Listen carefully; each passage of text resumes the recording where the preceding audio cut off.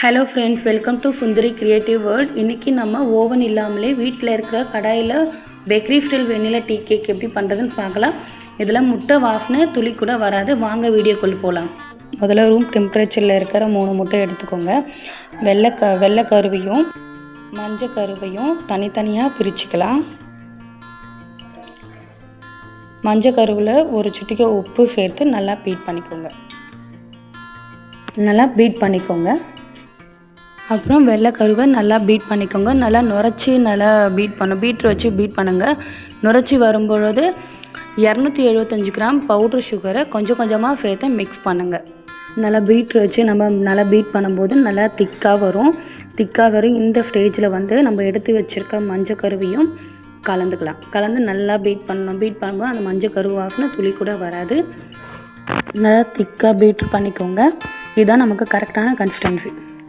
Try ingredients மாவு பொருட்கள். இப்போ இதில் 205 கிராம் மைதா, 15 கிராம் பால் பவுட்ரு, அப்புறம் 1 ஸ்பூன் பேக்கிங் பவுட்ரு. இது எல்லாத்தையுமே சல்லடையில் போட்டு நல்லா சலிச்சு எடுத்துக்கோங்க.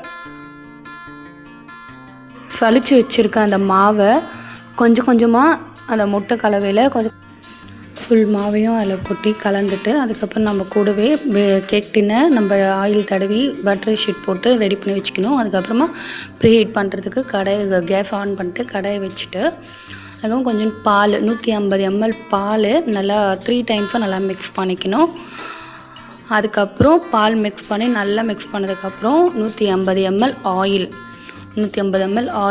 3 டைம்ஸாக அதுவும் மிக்ஸ் பண்ணிக்கணும். மிக்ஸ் பண்ணிவிட்டு கண்டென்ஸ் ஃபோல்டு மெத்தட் தான் நம்ம மிக்ஸ் பண்ணணும். இப்படிலாம் மிக்ஸ் பண்ணக்கூடாது. ரொம்ப ஹார்டாக மிக்ஸ் பண்ணால் கூட கேக் ரொம்ப ட்ரை ஆகிடும். ஸோ ஸ்லோவாக தான் மிக்ஸ் பண்ணணும். வீடியோவில் காமிக்கிறாம ஸ்பீடாக பண்ணக்கூடாது, ஸ்லோவாக தான் பண்ணணும். இப்போ தான் முக்கியமான ஸ்டெப்பு. முட்டை வாசனை வராத மாதிரி நான் 3 எசன்ஸ் ஆட் பண்ணியிருக்கேன். Vanilla, orange essence and butterscotch ஒரு ஸ்பூன் ஆட் பண்ணுங்கள். 3 எசன்ஸை ஆட் பண்ணி நல்லா கலந்து விட்டுட்டு, நம்ம ஆல்ரெடி ரெடி பண்ணி வச்சுருக்க கேக் டின்னில் பொறுமையாக அந்த மாவு ஊற்றிக்கிட்டு நம்ம ப்ரீ ஹீட் பண்ணி வச்சுருக்க அந்த கடாயில் பொறுமையாக எடுத்து வைக்கணும். எடுத்து வச்சுட்டு 40-45 நிமிஷம் நல்லா வேக விடணும் கேக்கு.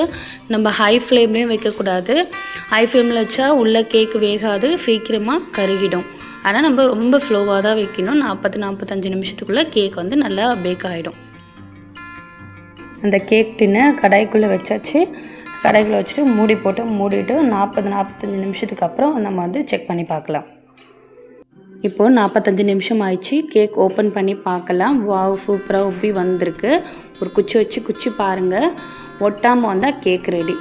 ஆறுனதும் கட் பண்ணி சாப்பிட்டு பாருங்கள். அவ்வளோ சாஃப்டாக இருக்கும். இந்த வீடியோ பிடிச்சிருந்தால் லைக் பண்ணுங்கள், ஷேர் பண்ணுங்கள். மறக்காமல் சுந்தரி கிரியேட்டிவ் வேர்ல்டுக்கு சேனலுக்கு சப்ஸ்கிரைப் பண்ணுங்கள். நீங்கள் பண்ணுற சப்ஸ்கிரைபு எனக்கு பெரிய மோட்டிவேஷனாக இருக்கும். தேங்க்யூ.